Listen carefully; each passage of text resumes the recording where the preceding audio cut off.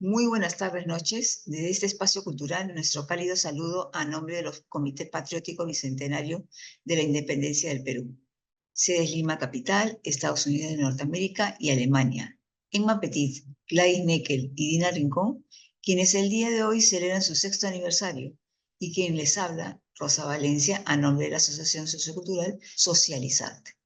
Tenemos el gusto de presentar en el marco del Bicentenario de la Independencia del Perú y la conmemoración de las heroicas batallas de Junín y Ayacucho, la segunda versión 2024, Tributo a la Cultura Afroperuana en el Bicentenario.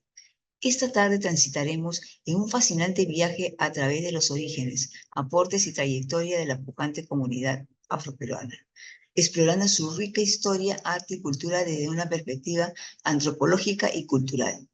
Celebraremos la capacidad de resiliencia que ha definido a este pueblo a lo largo de los años, reconociendo y valorando su invaluable contribución a nuestra sociedad, cultura e historia.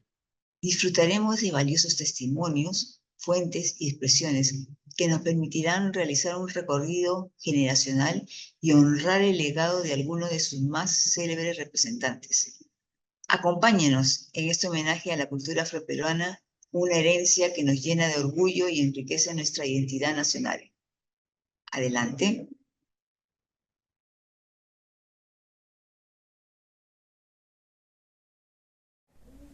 Hola amigos, ¿cómo están? Buenas tardes. Agradecer en primer lugar la invitación de nuestra amiga Rosa Valencia a ser parte de esta tarde donde vamos a dar un tributo, como dice el nombre de la actividad, a la cultura afroperuana. Agradecer por todas las gestiones y por nuevamente convocarnos a ser parte de esta actividad.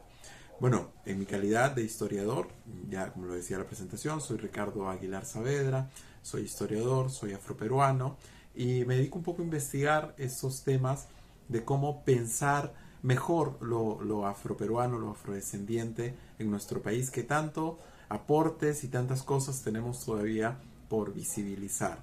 En ese sentido, les quiero compartir a todos ustedes en esta tarde un tema que vamos a hablar un poco de todo, que podríamos titular un poco como lo que todos debemos saber sobre lo afroperuano, lo que todos debemos saber sobre lo afroperuano.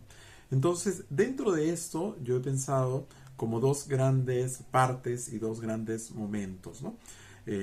Definitivamente hay muchas cosas y muchos estereotipos, pero lo primero que quizá deberíamos considerar es un poco remitirnos a la historia.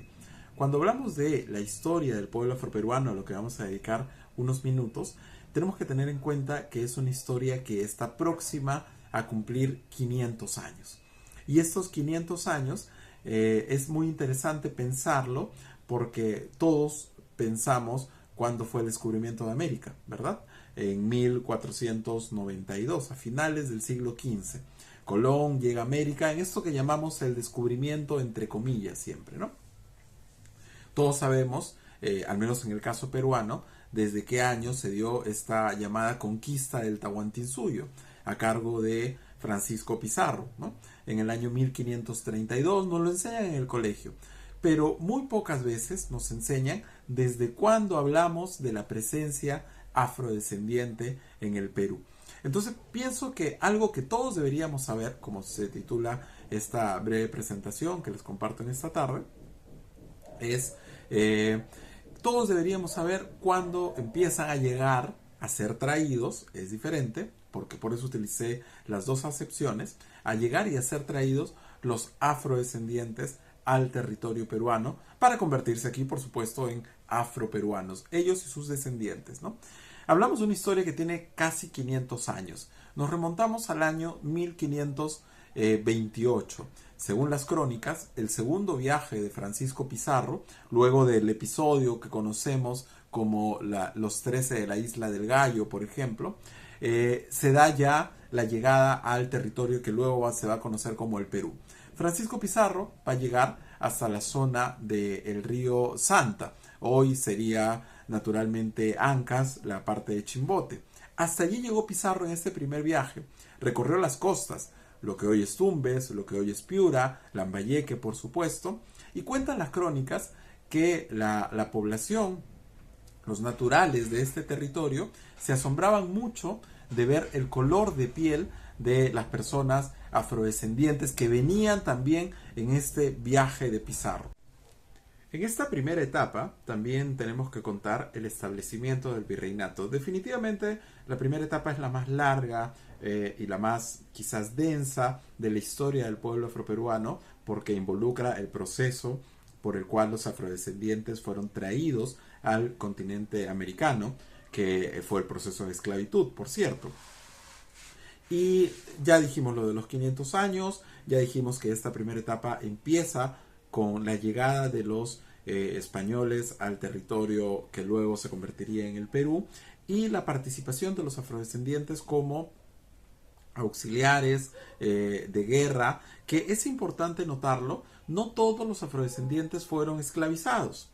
Eso de allí es un punto de lo que debemos saber sobre el pueblo afroperuano. A lo largo de 500 años de historia, muchos afrodescendientes vivieron en libertad, porque fueron obteniendo su libertad o ya venían de procesos anteriores de esclavitud, y muchos de los que llegaban aquí ya eran libres, mano de obra libre. Desde la llegada de los españoles, muchos sirvieron como auxiliares en los ejércitos. Y ser auxiliar en el ejército de los españoles no necesariamente involucraba una condición de esclavitud. Entonces esta larga primera etapa, desde la llegada, el establecimiento del virreinato, ya el propio comercio de esclavizados desde África, tema que tenemos en común con muchos países de América y del mundo, marca de alguna forma la identidad de lo afroperuano. ¿En qué medida? Esto que tanto llamamos del mestizaje es parte de esta época también. El mestizaje, la dimensión de las castas. Casta se entiende por lo que antiguamente se entendía con denominaciones que hoy no se deben usar, luego podemos hablar de esos estereotipos, como mulato, sambo, es decir, catalogar a la población dentro de estereotipos ampliamente marcados. Esta primera etapa larga del virreinato, de la esclavitud, nos trae toda esa cúmulo de información que generalmente es lo que más conocemos sobre el pueblo afroperuano. A veces automáticamente cuando se habla de lo afro se remite a temas de esclavitud, por ejemplo, pero se deja de lado estos procesos históricos, por ejemplo, que no todos los afrodescendientes fueron esclavizados. Una segunda etapa, ya estamos hablando hacia el siglo XVIII, 1750, son las luchas por la libertad y la participación de los afrodescendientes en los procesos de independencia. Y aquí hay que destacar algo importante. Por ejemplo, desde la proclama de Túpac Amaru, estamos hablando de 1780, ya hay participación afrodescendiente en estos ejércitos sublevados. La participación de lo afro en los ejércitos a nivel de América Latina es un tema también que se estudia y que es desde épocas coloniales hay participación. Ya para la época de José de San Martín y de Simón Bolívar, era común que los afrodescendientes se sumaran a las acciones militares de liberación de estos territorios. Por ejemplo, el ejército de José de San Martín, sabemos bien que llegó con cerca de 1000 efectivos afrodescendientes que cruzaron con él la cordillera hacia Chile, y luego en las guerras muchos murieron, y también un contingente importante desembarcó en Paracas para la independencia del Perú. Y aquí en el Perú mismo se sumaron también ex esclavizados de las haciendas del sur, de Chincha, conformaron el primer batallón de auxiliares y patriotas que eran expertos jinetes a caballo. Entonces era muy común durante esta segunda etapa la participación de los afros dentro de la independencia del Perú. Sin embargo, hay que notar un detalle importante. No se puede hablar de la independencia de 1821 como una etapa culminante para el pueblo afroperuano. Sabemos que en 1821 José de San Martín firma el decreto de la libertad de vientres, ¿no? Esta libertad llamada así porque a partir de esa fecha todos los niños nacidos después del 28 de julio de 1821 nacerían libres. Sin embargo, cuando toda ley tiene una letra pequeña. La letra pequeña era que eran libres, pero tenían que seguir bajo la tutela y viviendo en las casas donde habían servido o en el lugar donde habían servido y nacido, los hombres y las mujeres hasta los 20 y 25 años. Entonces, no se puede hablar de una libertad completa en 1821. Hoy no podríamos hablar de un bicentenario de la libertad para el pueblo afroperuano. Y esto me da pie a la tercera etapa, que es este lapso de qué pasó entre 1821 y ya el decreto de la abolición de la esclavitud en 1854, ¿no? A todos nos ha enseñado, y quizás nos suena todavía la canción, este festejo, que vive mi papá, que vive mi mamá y que vive Ramón Castilla, que nos dio la libertad.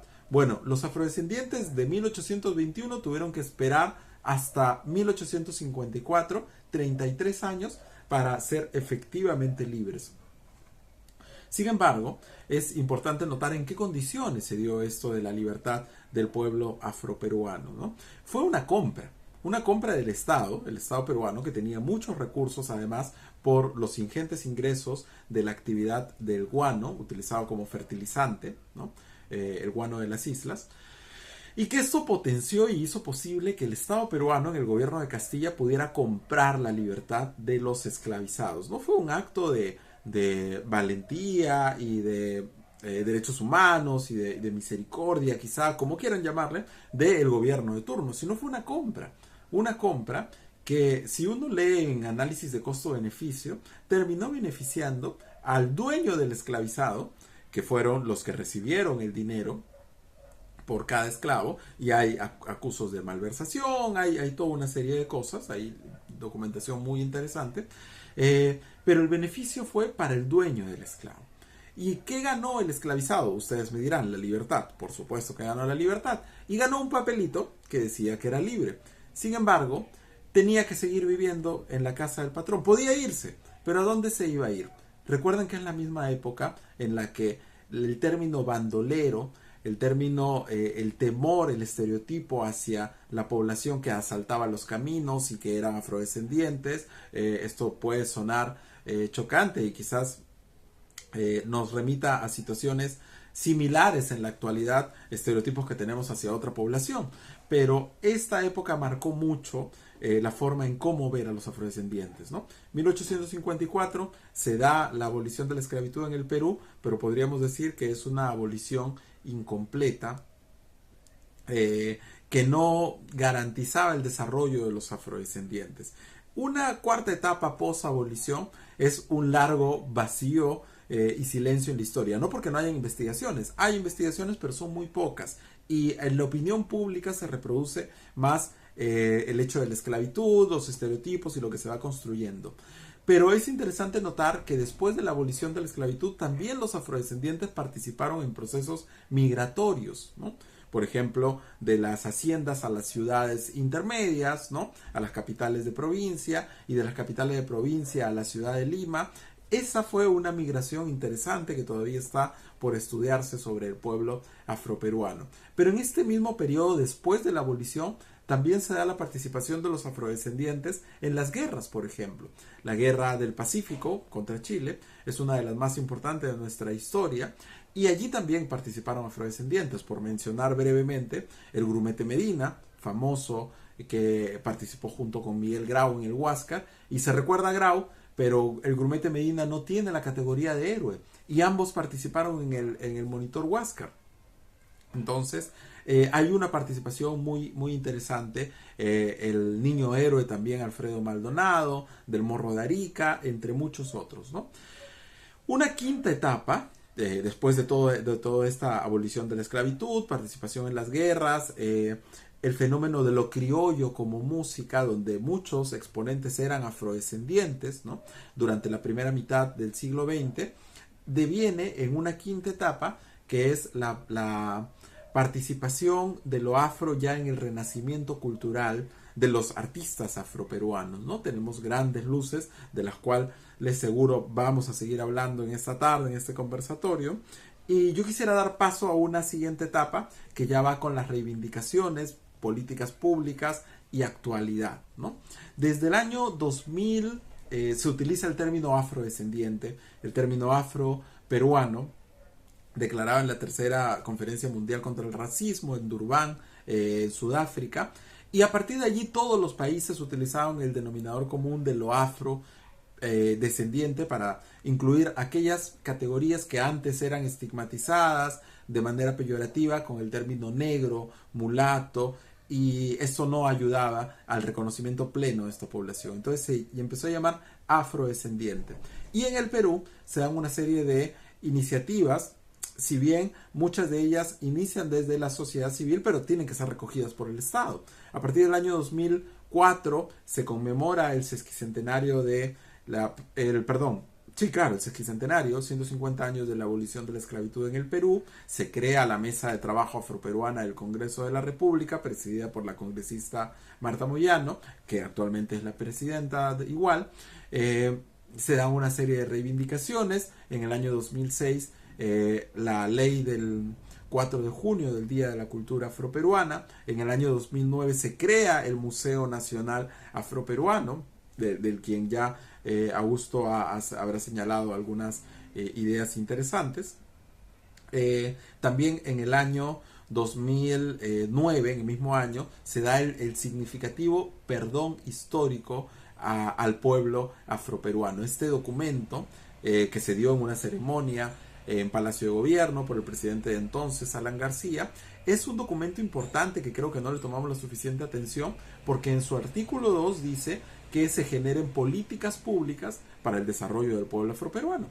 Y después, las Naciones Unidas, estamos hablando del año 2009, después las Naciones Unidas en el año 2011 declara el Año Internacional de los Afrodescendientes, y el decenio entre el 2015 y el 2024, este año, el Decenio Internacional de los Afrodescendientes, ¿no? Entonces llegamos a estos 500 años que se cumplirán en el 2028, desde 1528, les contaba hace un momento, hasta el 2028 serían 500 años de historia afroperuana, de historia afrodescendiente ininterrumpida. ¿Qué es lo que estamos pensando? ¿Qué es lo que vamos a hacer? Creo que eso lo iremos compartiendo en próximas actividades y en próximas reflexiones. ¿Para qué nos sirve pensar, y con esto voy cerrando, los estereotipos del pueblo afroperuano? Primero, conocer la historia de arriba estereotipos, ¿no?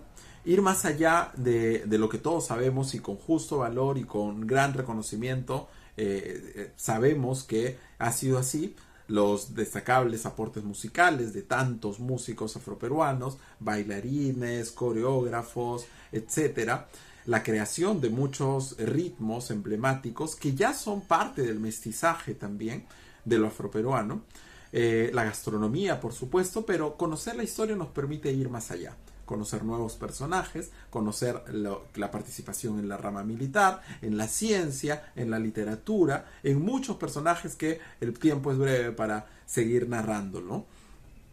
Y además, esto nos permite reconocer lo afroperuano a través del tiempo como algo permanente y cambiante al mismo tiempo. Es complejo, pero hay valores que nos remiten, por supuesto, a la ancestralidad africana, y por eso nos reconocemos como afrodescendientes, pero al mismo tiempo la peruanidad alimenta lo afro. La peruanidad y el sentido de peruanidad se construye también a través de lo afro. Es un aporte de ida y vuelta, ¿no?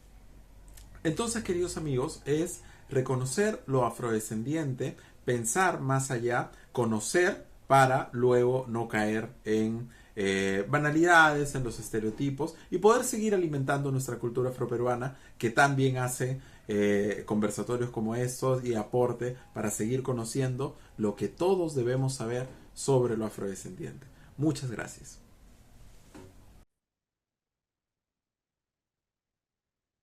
A continuación, presentamos al magíster Augusto Zavala Rojas, gestor cultural y encargado de la interculturalidad de la Dirección Desconcentrada de la Cultura del Callao, órgano que representa al Ministerio de Cultura en el Callao, quien nos presentará el tema Afroperuanas olvidadas por la historia.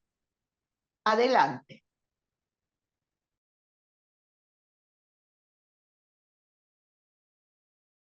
Les saluda Augusto Zavala, gestor cultural de la Dirección Desconcentrada de Cultura del Callao, órgano que representa el Ministerio de Cultura en la provincia constitucional. Quiero en primer lugar agradecer a los comités patrióticos del Bicentenario de la Independencia del Perú de Lima, Estados Unidos y Alemania por considerarme en esta segunda versión de sus charlas sobre tributo a la cultura afroperuana en el Bicentenario. Creo que es importante que en fechas como esta se recuerde el importante aporte de la cultura afroperuana a la historia, a la identidad y a las costumbres de los peruanos. Pero lamentablemente, cuando se habla del tributo o de la contribución afroperuana, solamente se mencionan 4 o 5 actividades, todas ellas sumamente importantes, pero que no son las únicas. Cuando hablamos del tributo de los afroperuanos, nos referimos siempre a danza, a gastronomía, a música, que son, sin lugar a duda, aportes importantes de la cultura afroperuana a la identidad nacional, pero no son las únicas. Hay mucho más aporte afroperuano en nuestra historia, en nuestras costumbres, en nuestra religión. Es por ello que el día de hoy, en esta segunda versión de este tributo a la cultura afroperuana, he querido hablar un poco sobre los personajes históricos que han contribuido a la creación de la nación peruana o a su fortalecimiento. Lamentablemente, a veces nos resulta un poco difícil recordar a personajes afroperuanos relacionados a la historia del Perú. Y el día de hoy quiero compartir con ustedes la historia de dos mujeres sumamente importantes en la historia del país, pero que lamentablemente no son recordadas en nuestros libros de historia. Por ejemplo, quiero presentarles a Úrsula de Jesús. Ella fue en el año de 1604, nació ella aquí en la ciudad de Lima, fue esclava de nacimiento, fue esclava obviamente también ella y su madre, y lo que se sabe es que en el año de 1645 ingresó como esclava de una de las señoritas de sociedad de esa época a un convento limeño para tomar los hábitos. Fue tal la devoción de Úrsula de Jesús que la Madre Superiora compró su libertad y posteriormente se le invitó a tomar los hábitos en el año de 1645 en la condición de donada. Hay una serie de milagros, hay una serie de hechos atribuidos a Úrsula de Jesús que en algún momento hicieron que fuera nominada para ser declarada santa, un hecho que no ocurrió dado que los documentos que acreditaban los milagros que ella había realizado se perdieron en su camino a Roma. Ella murió en olor a santidad el 23 de febrero de 1666, pero lamentablemente aún no llega a los altares. Otro personaje importante en la historia del Perú y poco conocida es Catalina Buendía de Pecho. De Catalina Buendía de Pecho se tiene muy poca información. Se sabe que era una campesina que vivió en el distrito de San José de los Molinos, en el departamento o región Ica, y que era una mujer sumamente activa. ¿Cuál es la importancia de Catalina Buendía de Pecho en la historia del Perú? Que ella, en la época de la guerra con Chile, habiendo ya los chilenos tomado la ciudad de Lima y yendo tras las tropas peruanas que se habían refugiado en la sierra del Perú, Catalina Buendía de Pecho decide impedir el paso de los chilenos por su distrito, que era la vía habitual para llegar a la sierra del Perú.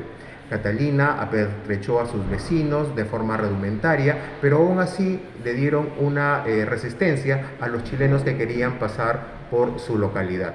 Lamentablemente, una traición y la superioridad bélica y de preparación táctica de los chilenos hicieron que no hubiese una victoria por parte de Catalina Buendía de Pecho y sus aliados.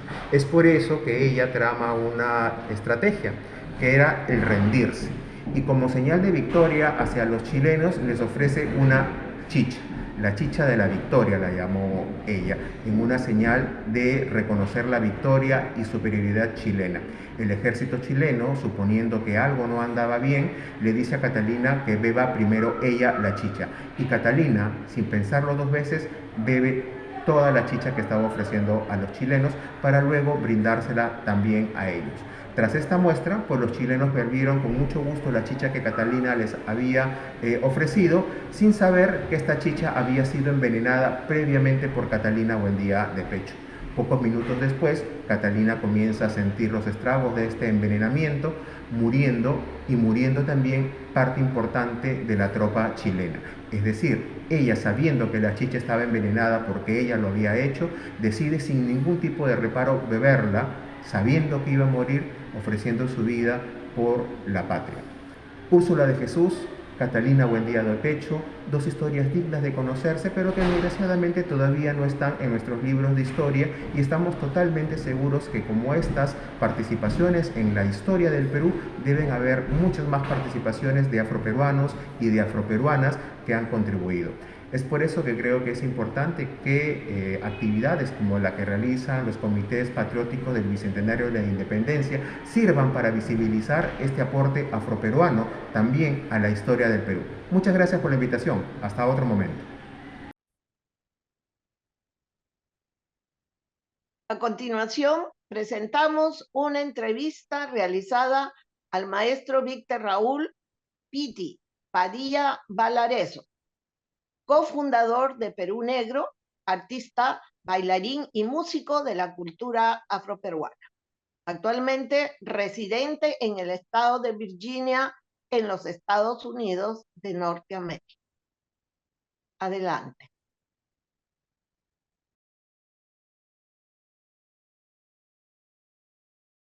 Como parte del tributo a la cultura afroperuana, tenemos el gusto de presentar a un compatriota notable residente en los Estados Unidos de Norteamérica, ex integrante y cofundador de uno de los grupos emblemáticos de nuestra cultura afroperuana, Perú Negro. Les presentamos a un querido amigo, al maestro Víctor Pitín Padilla. Bienvenido, maestro. Buenas tardes, mi nombre es Víctor Raúl Padilla y me dicen Piti de nacimiento, del pueblo donde me crié, que es el pueblo de Cerro Azul en Cañete. Maestro Padilla, ¿cómo le nació a usted la afición o la pasión por la danza afroperuana? Cuando Victoria Santa Cruz hizo un llamado a los negros o descendientes de raza negra para su escuela de danzas, de teatro y danzas negros del Perú, fui uno de los postulantes, uno de los primeros postulantes al grupo, en donde en ese llamado yo me presenté como percusionista. Ella me aceptó como percusionista y ahí aprendí a seguir los estudios que ella nos proporcionó a cada uno de los integrantes dentro de la danza, de la diferentes tipos de danzas, de las clases que ella daba en su escuela. En la escuela era en la casa de doña Victoria Santa Cruz. Sí, en el distrito de Breña íbamos a ensayar todos los días a partir de las 6 de la tarde hasta las 9 de la noche. El ensayo era continuo todos los días de lunes a viernes y nos daban clases de diferentes formas, o sea, relacionado al ballet, a la cultura musical, a la historia de la raza negra, clases de canto, clases de música, clases de teatro. En realidad todo eso era ofrecido por diferentes maestros especializados en las materias, tanto como en música, como en teatro y danzas, y el ballet que nos daba clase ella por la experiencia que había tenido de la escuela que había recibido en Francia en sus 4 años de trayectoria. ¿Qué significa para usted la música afroperuana? Es la representación máxima de la cultura afroperuana. En realidad, se trata de difundir lo que hemos aprendido de nuestra música ancestral desde los inicios hasta la actualidad, empezando por los diferentes ritmos que nos enseña lo que es nuestra música afroperuana, empezando desde el andó hasta la marinera, que es lo que se difunde actualmente en todo el Perú. Ok, y si yo le menciono Matalaché, ¿qué me podría comentar? Matalaché es una obra escrita por el maestro Enrique López Albújar, en la cual me tocó trabajar en una obra acompañado, dirigido por el maestro Arturo Corcuera y Carlos Jaire. Me tocó actuar en la obra como músico y parte como esclavo también. En el Teatro La Cabaña, no recuerdo el año, pero me tocó participar porque es la historia de un mulato que se enamoró de la hija de un hombre blanco. ¿Qué diferencia encuentra usted entre las danzas de Victoria Santa Cruz y las actuales danzas afroperuanas? Tiene en parte cierta similitud porque la mayoría de las danzas afroperuanas, la mayoría están basadas en danzas de Victoria Santa Cruz y Perú Negro. Perú Negro nace a raíz de la escuela de Victoria Santa Cruz. De ahí nos retiramos 4 de los integrantes e hicimos Perú Negro basado en la coreografía que ella nos había enseñado. No imitando la coreografía de ella, sino haciendo nuestras propias coreografías basado en los conocimientos que habíamos adquirido de ella. Y con eso hicimos las propias coreografías para Perú Negro, que hasta ahora la mayoría de los grupos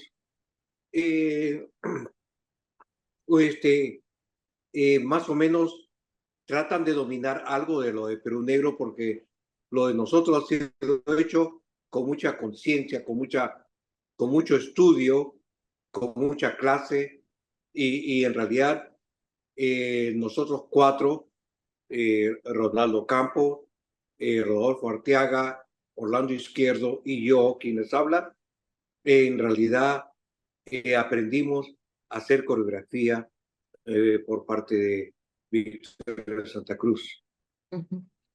Usted que tuvo el privilegio de conocer a los hermanos Santa Cruz, ¿qué diferencia había entre Victoria y Nicomedes? En Victoria Santa Cruz ha sido cantante, coreógrafa, técnica en muchas actividades, porque sabía de teatro, de danza, porque ella misma nos dio clases de ballet. Nunca se había visto que los negros bailaran ballet. Y por primera vez en Perú Negro, en la compañía de teatro y danza negra del Perú, Victoria enseñó a los negros a bailar ballet, porque siempre era una danza de gente de raza blanca. Entonces, ahí fue que aprendimos nosotros algo de ballet, teatro y muchas cosas más que a veces no hemos podido divulgar o decir al periodismo o a muchas personas que están interesadas en saber algo de Perú Negro.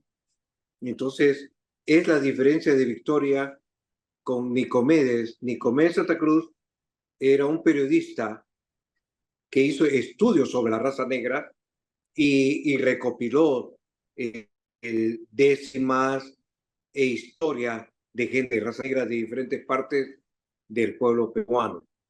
Entonces él se dedicó a difundir la música, la parte literal que corresponde a la música y danza y letra de lo que es la historia de la música afroperuana. Las famosas décimas. Las famosas décimas que a veces a mí me ha tocado recitarlas, sé algunas, no todas, pero es la forma de difundir nuestro acervo afroperuano a toda Latinoamérica, que en otros países le llaman glosa, pero en Perú se llama décimas de pie forzado. Ok. ¿Nos podría mencionar alguna experiencia que lo marcó en los años que usted perteneció al grupo Teatro y Danzas Negras del Perú de Victoria Santa Cruz? Algo de, bueno, lo que aprendí ahí con ella, aprendí muchas cosas. Primeramente a bailar, a diferenciar el festejo que se baila actualmente con el festejo que se bailaba ella, porque nadie en este momento tiene la escuela de ella para bailar un festejo. Se ha estilizado mucho, como también la música afroperuana, se ha estilizado mucho, se ha hecho más comercial, pero el festejo tiene su estilo, tiene sus movimientos, igual como la marinera o como el zapateo o como cualquier otro baile que se presenta en cualquier otra parte del Perú. Sé que hay escuelas, hay universidades que siguen en parte el ejemplo de Victoria Santa Cruz, pero a veces se necesita un poquito de charlas de los ex integrantes de la compañía de Victoria Santa Cruz para reforzar un poquito más nuestro folclore a nivel nacional. Perfecto. ¿Algún recuerdo del maestro Lalo Izquierdo? Por supuesto, con Lalo Izquierdo hemos compartido muchas actividades dentro y fuera del Perú. En realidad, hasta antes que falleciera hemos tenido contacto.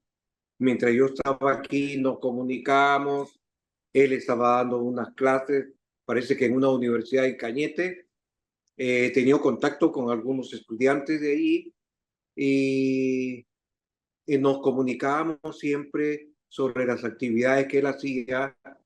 Hemos sido muy buenos compañeros de trabajo, muy buenos compañeros de danza, y él continuó haciendo investigaciones que parecidas a las que hacía tal vez Victoria Santa Cruz. Yo acá no he seguido haciendo investigaciones, pero he tenido muchas actividades dentro de lo que se trata la música afroperuana. Pero Perfecto. él siempre, Lalo Izquierdo, para mí ha sido un hermano de corazón. Ok, maestro. ¿Y alguna anécdota con el maestro Ronaldo Campos? Con Ronaldo Campos, muchas anécdotas. Pues a mí me dio mucho gusto que me escogiera para ser integrante de Perú Negro.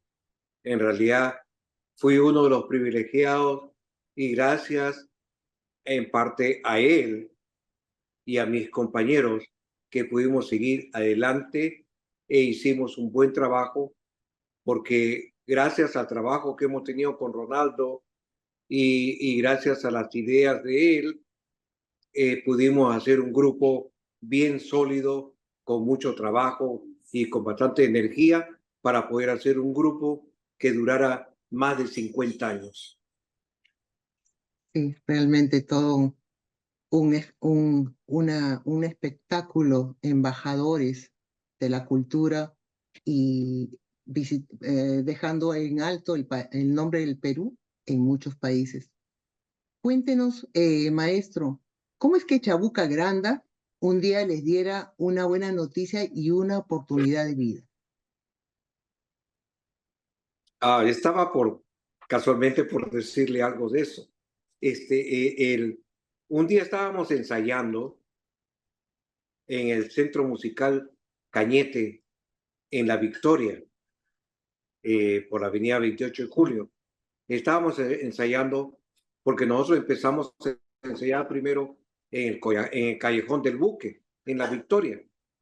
estuvimos ensayando ahí, después en la casa de Ronaldo Campos y después en el Centro Musical Cañete, en La Victoria. Siempre todo fue en La Victoria. Ahí nació Perú Negro. Entonces un día llega Chabuca y nos dice, muchachos, estoy buscando un grupo para representar al Perú en un festival latinoamericano en Buenos Aires, Argentina. Entonces nosotros, con mucho entusiasmo, le dijimos que sí, porque nos dijo, he hablado con Victoria Santa Cruz primero, porque ella es la, se puede decir, lo más fuerte que hay en el Perú. Y ella dijo que no, su grupo que actualmente tenía ella no podía concursar, pero que sí nosotros podíamos hacerlo, porque éramos un grupo inicial que estábamos iniciando. Y entonces nosotros le dijimos encantado.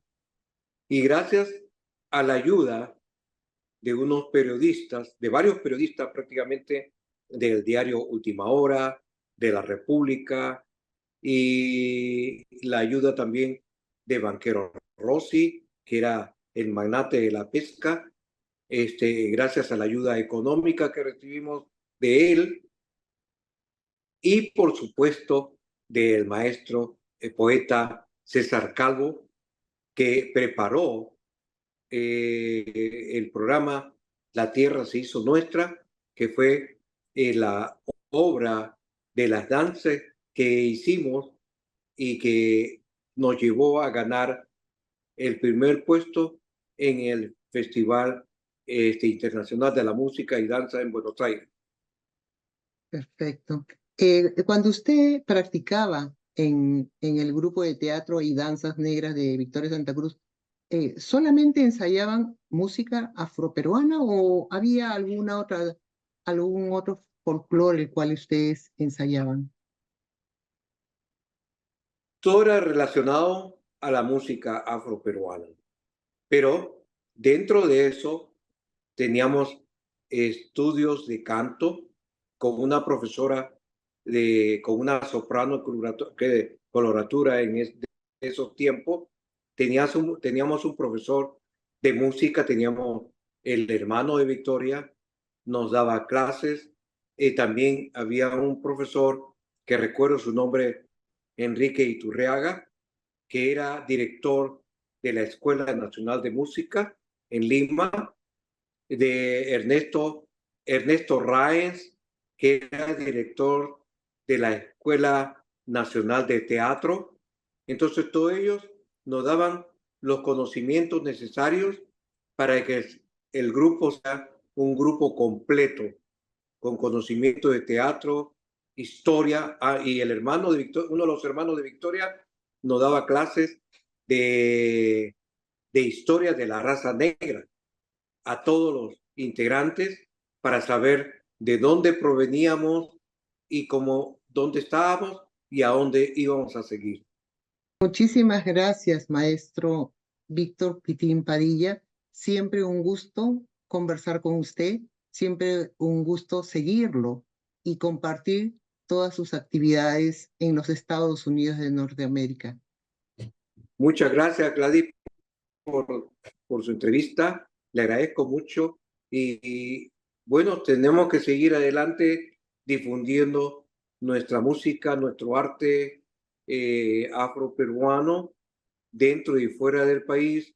Ya me tocará dentro de poco viajar a Perú y reunirme con muchos amigos y hacer algo más de nuestra música afroperuana.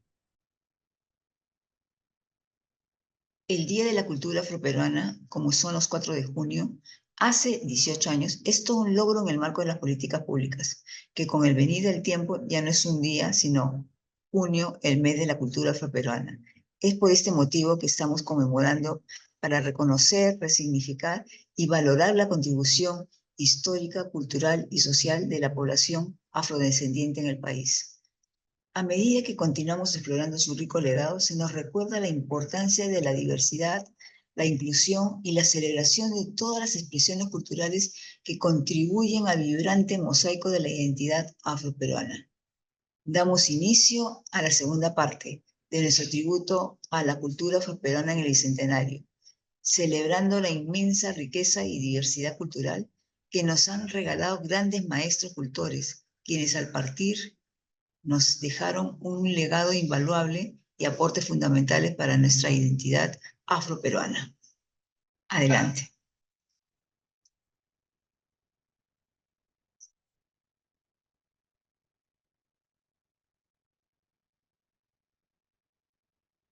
Presentamos un reconocimiento especial para el maestro Lalo Izquierdo, uno de los músicos más importantes en lo que respecta a la música afroperuana, cofundador de la reconocida agrupación folclórica Perú Negro y quien partió al lado del Señor el 30 de julio del 2022. El maestro Lalo fue un importante participante en nuestro primer Festival de la Cultura Afroperuana, en el Bicentenario que realizamos en el año 2021. Hoy lo recordaremos a través de una conferencia presentada por el programa Sonidos de América el año 2011. Escuchemos al maestro Lalo, quien nos habla sobre los orígenes, historia y tradiciones afroperuanas a través de la percusión. Adelante.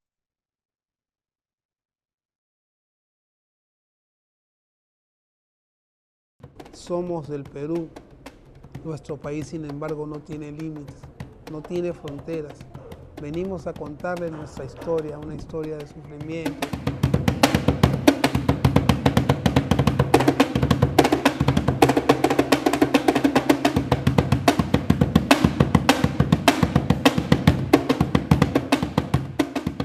Les cuento que mi nombre es Lalo Izquierdo, coreógrafo, bailarín, percusionista, en lo que corresponde a la cultura afroperuana. En este distrito del Rímac, ahí nací yo, como le estaba comentando, en un callejón, en un humilde callejón, bueno, en uno de los tantos callejones de la zona de Malambo, que fue una zona donde existieron palenques y existieron, cuando digo existieron palenques me refiero a negros y marrones que se cimarroneaban y se refugiaban en este tipo de palenques.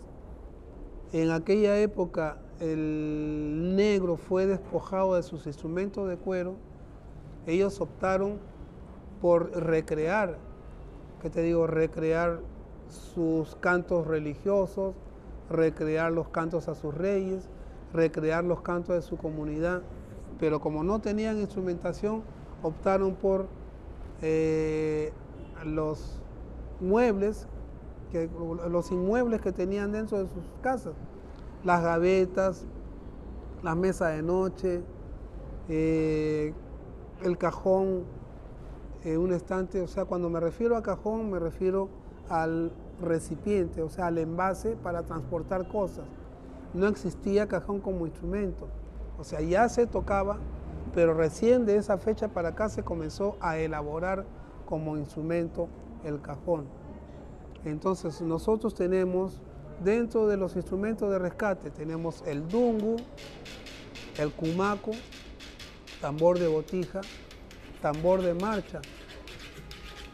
Tenemos también la cajita, la quijada, el huiro, lo que se le llamaría charrasca o recorreco en la parte afro-boliviana. Muchas de las danzas vienen de la expresión corporal.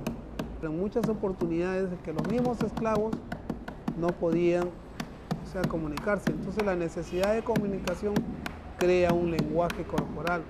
Entonces muchas de las expresiones afrodescendientes peruanas fueron ubicándose dentro de las danzas, como por ejemplo cuando nosotros bailamos con las palmas de las manos al firmamento, significa alma. Cuando las palmas de las manos van hacia el cuerpo, significa esencia. Tenemos movimientos de labor, movimientos de confraternidad, que el movimiento significa dar y recibir cariño, dar y recibir amor. Cuando las palmas de las manos van hacia la tierra, es el contacto con la madre naturaleza, que nos provee de alimento, nos cobija y nos recibe cuando dejamos de existir.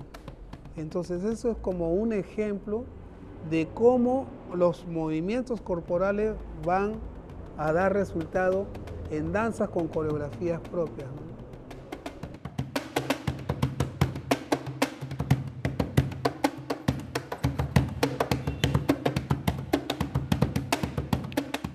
Por decirte el festejo, que es la danza más antigua de la negritud aquí en Perú, el festejo ha servido de puentes entre estratos sociales, ¿no? Entre niveles. Se fue integrando. Y entonces este tipo de integración ha dado como resultado ya que nuestra cultura vaya haciéndose cada vez más conocida. Cabe decir que cuando nosotros estuvimos en Café Chinitas en Madrid, en España, a la hora que termina el espectáculo, el espectáculo que hacen en el tablao, nosotros estábamos ahí haciendo comentarios. Entonces el manager con quien habíamos ido dijo: pero hombre, ¿por qué no sacáis los instrumentos y hacéis algo aquí? Dije, bueno, entre nosotros dijimos, bueno, tú sabes, ya un vinito y ya uno se encuentra pues un poquito con ganas de hacer música, ¿no? De tocar y cantar lo tuyo. Así que nos sentamos a tocar y cantar allí. Y de entre los clientes, los pocos que habían quedado para ese tipo de tertulia, entre esos clientes se encontraba Paco de Lucía. Entonces Paco de Lucía, después que habíamos tocado una pieza, dice: caramba, qué versátil que es ese instrumento, ¿cómo se llama? Ese instrumento se llama cajón, le decimos. Así que nos pusimos a tocar. Y cuando Paco de Lucía viene a Lima, Caitro Soto, integrante del grupo de nosotros, le regala otro cajón a Paco de Lucía. Yo me imagino que desde ese momento para adelante ha incursionado el cajón dentro de su show, dentro de su espectáculo, ¿no? Mira, a mí me llena de satisfacción y me resulta muy interesante que no solo nuestra cultura, sino las culturas del mundo, o sea, se hermanen y se lleven parte del mundo y especialmente la puedan, o sea, se pueda participar, se pueda difundir y trabajar con jóvenes, con niños, jóvenes y adultos. Pues yo particularmente felicito, saludo y le doy mi agradecimiento a las personas que están organizando este tipo de trabajo, porque en ellos nosotros vamos a tener, por intermedio de ustedes, la cultura del mundo en nuestro propio sitio.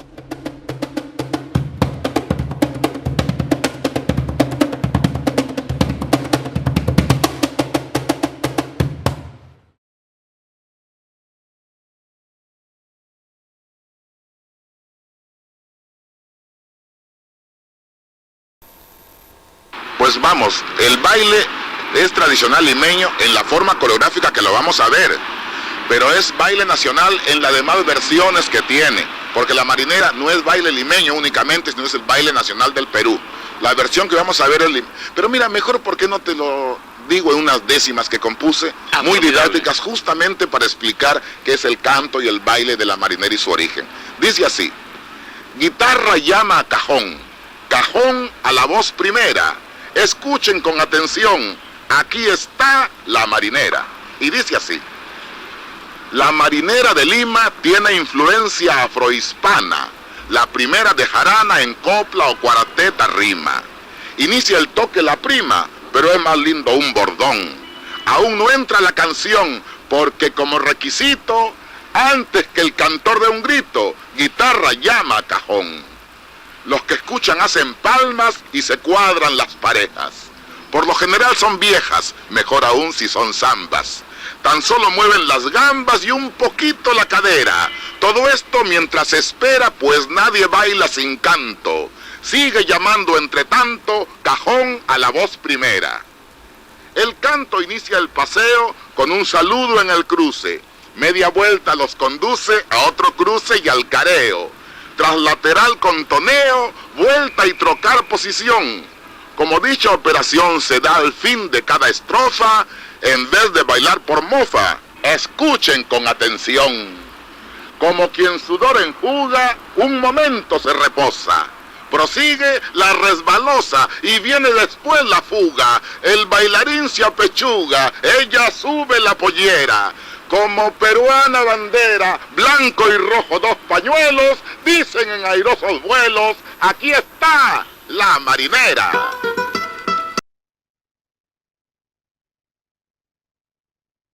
Esta vez, nuestro homenaje es para la maestra y gestora de la historia y cultura afroperuana, Victoria Santa Cruz, a través de un video editado por el señor Salvador Ramírez, y nos presenta a la maestra Victoria Santa Cruz hablando sobre algunas etapas de su vida donde sufrió discriminación y nos presenta su famosa obra llamada La Negra. Adelante.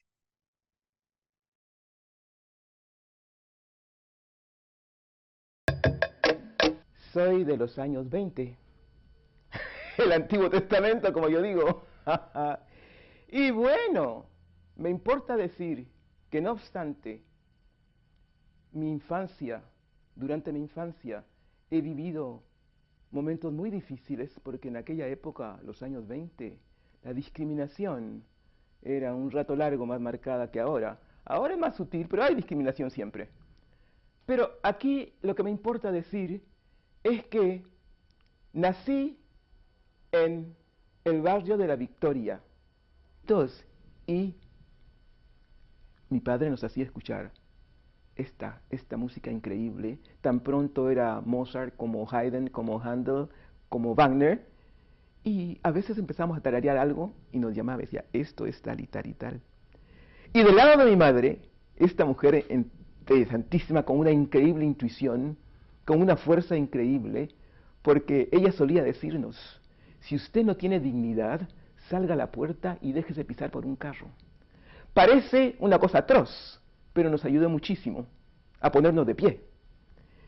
Ella tenía una preciosa voz de contralto, y cuando acostumbraba a lavar, cantaba tonderos como marinas limeñas, como zamacuecas, como serranitos, y cantaba décimas, y la escuchábamos, y todo eso nos iba alimentando, y empezábamos a aprender lo que es esa tradición, las décimas cantadas, y el contrapunto, y todo eso era una belleza. Mis estudios, en aquella época, la discriminación era mucho más acentuada, porque no quiero ser plañidera, quiero decir las cosas como son. Era triste. Me acuerdo que, siendo la primera, tenía que hacer un esfuerzo superior para que no se me pospusiera. O sea que no está mal. En el momento me daba mucha rabia, pero después lo lograba.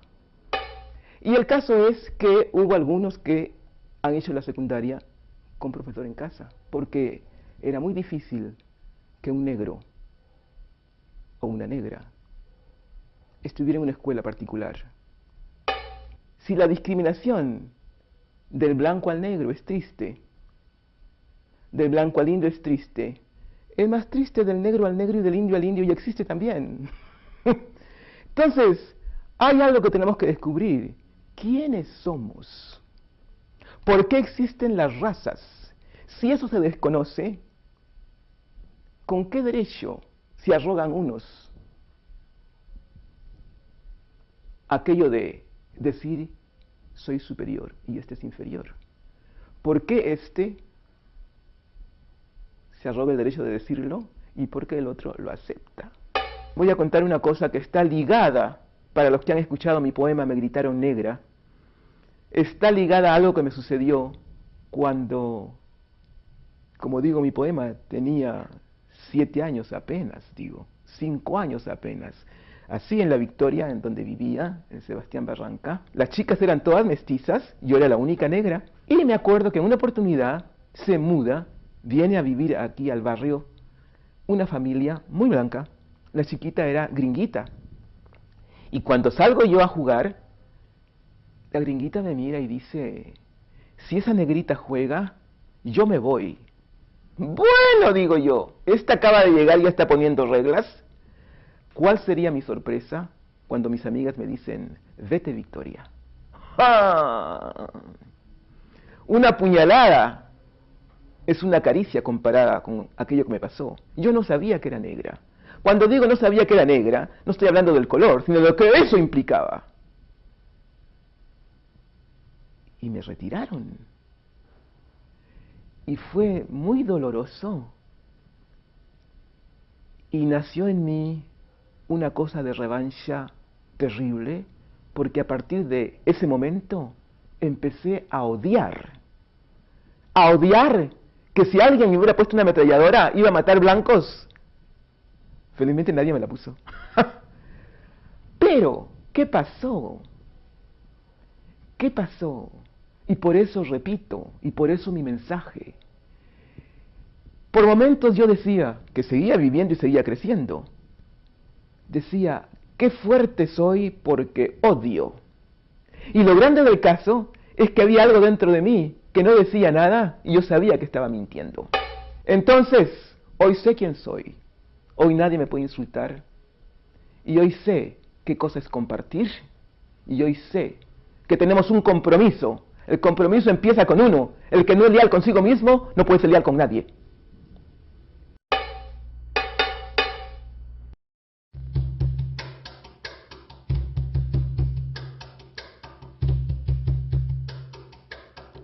Tenía 7 años apenas 7 años.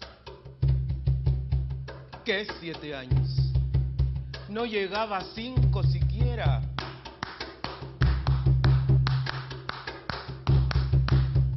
De pronto unas voces en la calle me gritaron negra. Negra, negra, negra, negra, negra, negra, negra. ¿Soy acaso negra?, me dije. Sí. ¿Qué cosa es ser negra? Negra. Y yo no sabía la triste verdad que aquello escondía. Negra. Y me sentí negra. Negra. Como ellos decían. Negra. Y retrocedí. Negra. Como ellos querían. Negra. Y odié mis cabellos y mis labios gruesos y miré apenada mi carne tostada y retrocedí. Negra. Y retrocedí. Negra, negra, negra, negra, negra, negra, negra. Negra, negra, negra, negra, negra, negra, negra, negra. Y pasaba el tiempo y siempre amargada seguía llevando a mi espalda mi pesada carga. Y como pesaba,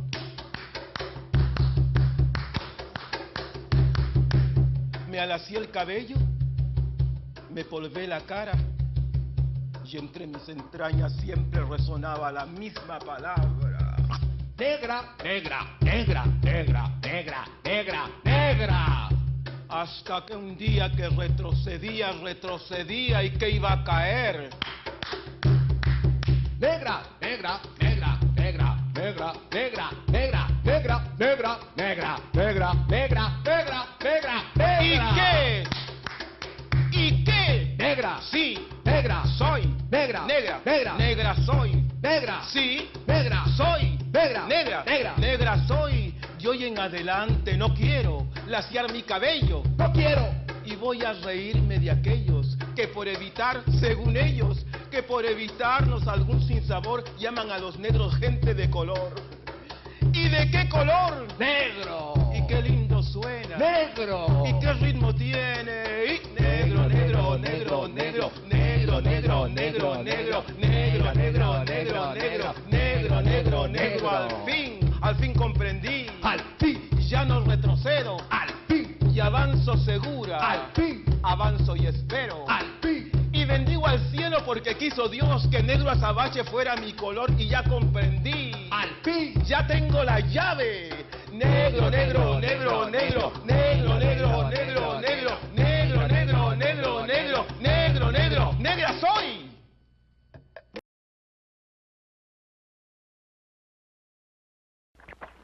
Cultor del folclor afroperuano. Nació el 26 de noviembre de 1922 en la hacienda Huanco del distrito de El Carmen, en Chincha. La música fue su estilo de vida. Desde temprana edad aprendió el zapateo. Conocido como Champita, su amor por la cultura afroperuana la transmitió a sus 15 hijos, quienes de diversas formas continúan su legado.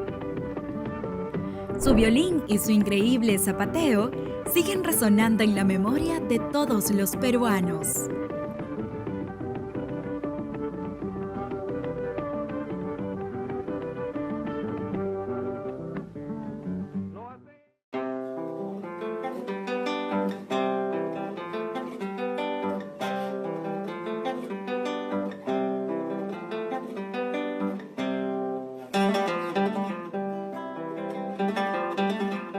Muchas personas piensan que al ser negro mi papá, creen que también ha tocado cajón, ¿no? Mi papá cajoneaba con los pies. Nunca cajoneó con la mano. Su cajón era la tierra. Bueno, cuando mi papá zapateaba, yo sentía mucha alegría, a la misma vez también me sorprendía, ¿no? Con el tamaño que tenía y el peso y todo. Se agachaba, brincaba en el aire. Cuando lo veía zapatear a mi papá era increíble, pues, ¿no? 1,90 m. Yo me preguntaba en ese momento, si hace eso, ¿qué habrá hecho cuando era más joven o cuando tenía esa habilidad? Todos aquí hemos sido campesinos. Yo he sido campesino. Mi papá me enseñó. Esa educación que hemos tenido ha ido paralelamente con lo que es la música. A su papá creo que le decían champa. Y la champa es la cantidad de tierra que sacas cuando la vas limpiando. Él sacaba poca tierra, entonces de allí se quedó como Amador Champita. Él transmitía la enseñanza de vivir de la tierra, de querer a la tierra, de proteger a la tierra. A mi padre yo lo recuerdo de una manera carismática, jovial, con mucha ganas de hacer cosas por su pueblo, por su legado y por su querido Perú. Pues Amador, más que albañil, más que arquitecto graduado en la pobreza, es esa mezcla de danzante y músico que conocemos por zapateador. Él no toca ningún instrumento musical, su instrumento es la tierra. Él zapatea, él toca la tierra con los pies.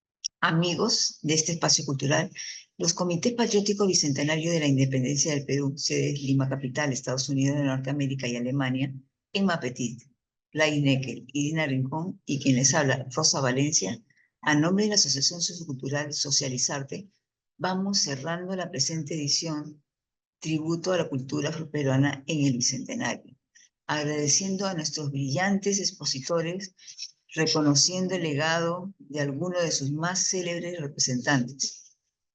Llenos de la energía, el ritmo y la sabiduría que nos transmitieron, culminamos el programa con la presentación del video 50 años de Perú Negro, un merecido homenaje del programa Presencia Cultural de TV Perú a la agrupación fundada en 1969 bajo la dirección de Ronaldo Campos.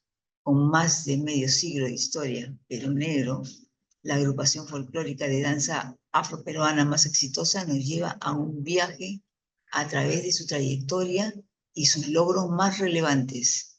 Entre ellos destaca su papel fundamental en la visibilización de la cultura afroperuana en el ámbito nacional e internacional, a través de su prolífica producción musical, sus innovadoras coreografías y sus impactantes presentaciones. Su talento y dedicación les han valido numerosos reconocimientos, incluyendo nominaciones a los premios Grammy y Grammy Latino. Bien, adelante con Perú Negro y con nosotras hasta la próxima edición. Gracias.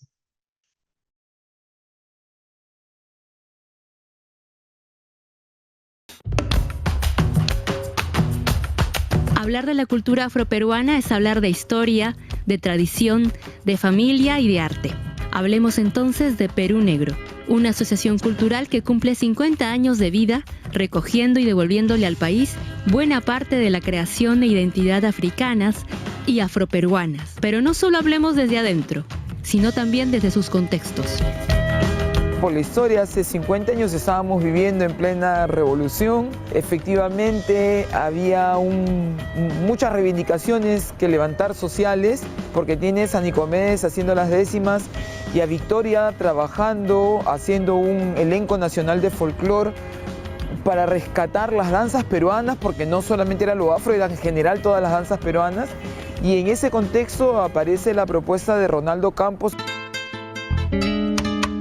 En febrero de 1969, un puñado de jóvenes, ex integrantes del grupo Teatro y Danzas Negras del Perú de Victoria Santa Cruz, formaron su propio grupo y empezaron dándole ritmo al extinto restaurante Peña El Chalán, en el corazón de San Isidro, la primera peña de Lima. Con el músico Ronald Campos a la cabeza, Lalo Izquierdo, Víctor Padilla y Rodolfo Arteaga se juntaron para recrear la herencia negra. Con el pasar del tiempo se fueron sumando otros artistas, que sin imaginarlo formarían el grupo más representativo de la cultura afroperuana, Perú Negro.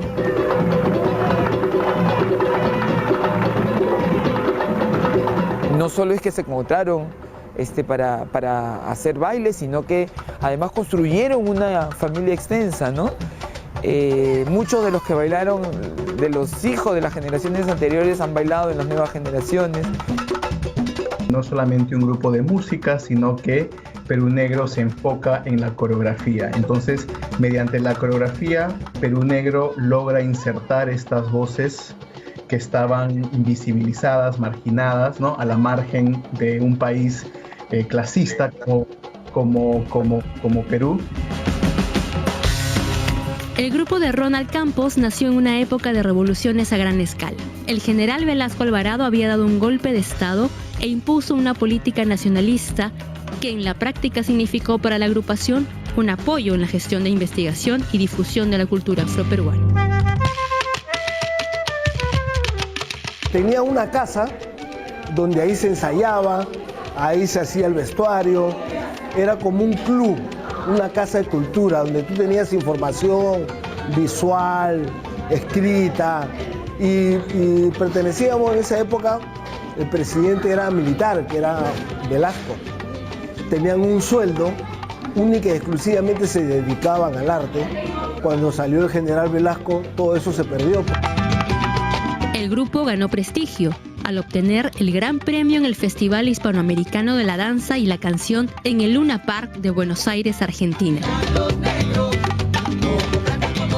Chabuca Granda fue a verlos al Chalán y le gustó la temática de Perú Negro y lo autóctono que era, original.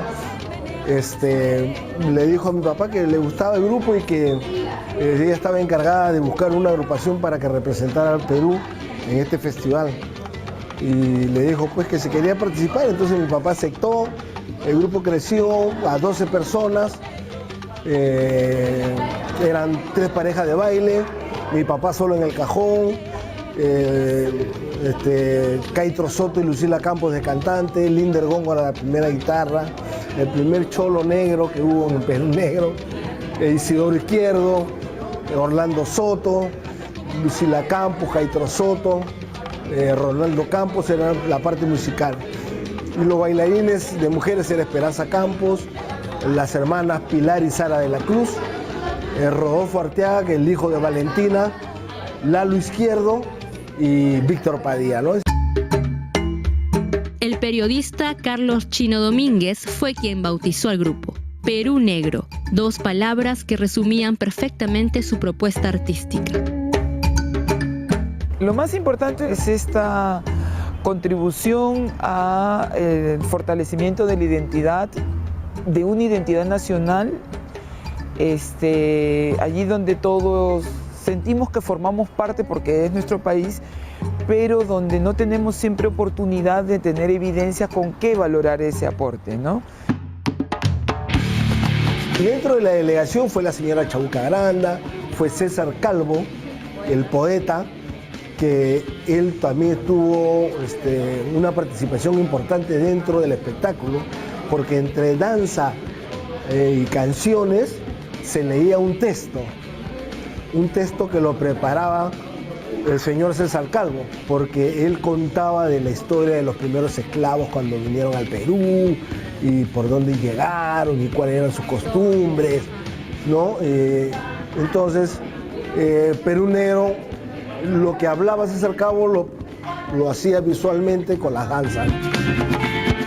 Después de ese éxito, Perú Negro comenzó a crecer como persona, como artista, como agrupación, como familia, siempre fue familia, pero la familia comenzó a crecer, el grupo se comenzó a agrandar que llegamos a ser 30 personas, mayormente se convocaba familiares, algunos que otros de afuera que querían y tenían condiciones participaban.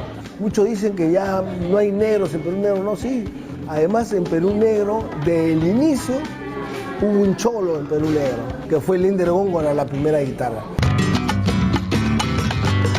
Más grande fue hacer que el Perú sea más negro, ¿no? Haciendo que este repertorio, ¿no? Este repertorio se convierta en un folclore peruano que viaja por todo el mundo.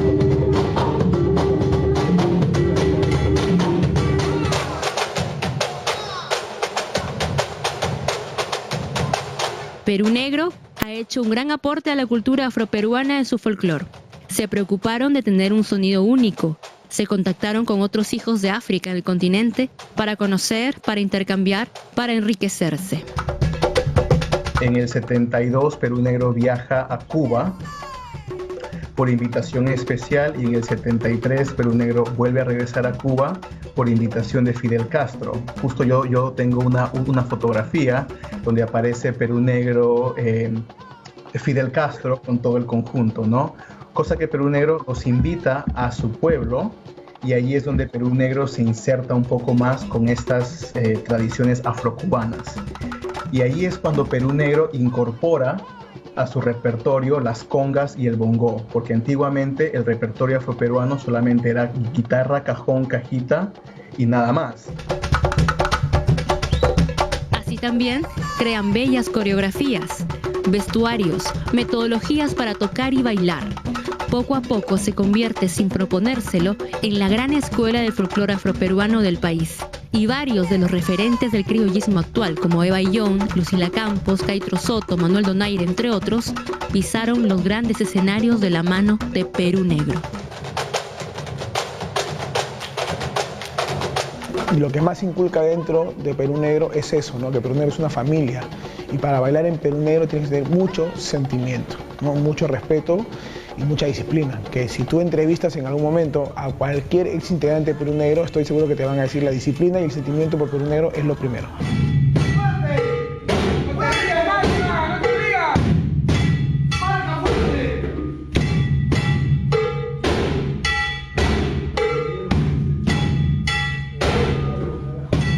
Presente, creo que Perú Negro de cierta forma contribuyó a perfeccionar una producción artística afroperuana dentro del baile y de la coreografía, pero quizás sin saberlo, Perú Negro también utilizó estos estereotipos atribuidos a los negros para crear su repertorio, ¿no? Esta idea de que el ritmo es innato en los negros, esta idea de que el ritmo se debe de despertar, que se debe pulir.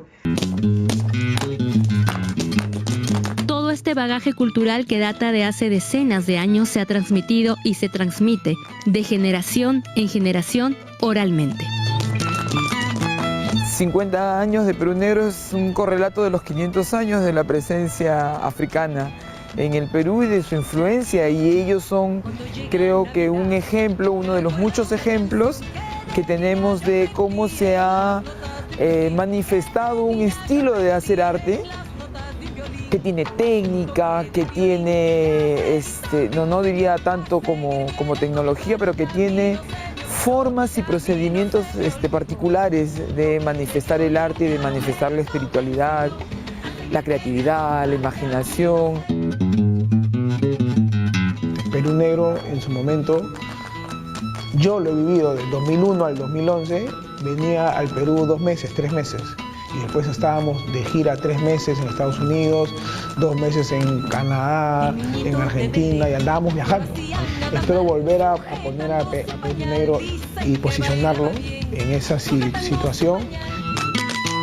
Después de 50 años, Perú Negro, ¿qué ha hecho? Ha logrado que tengamos un folclore que se basa en estas tradiciones familiares, pero también creó un folclore un folclore y un repertorio donde se le dio la oportunidad al negro y a la negra de poder ser algo más en la sociedad, ¿no? Si hablamos de los años 70, 80, para un afroperuano, las únicas posibilidades de ser alguien por una sociedad racista, clasista, discriminatoria, era bien eras futbolista en la Alianza Lima, bien eras voleibolista o bien eras miembro de Perú Negro. Esas eran tus 3 opciones. Claro que estoy generalizando.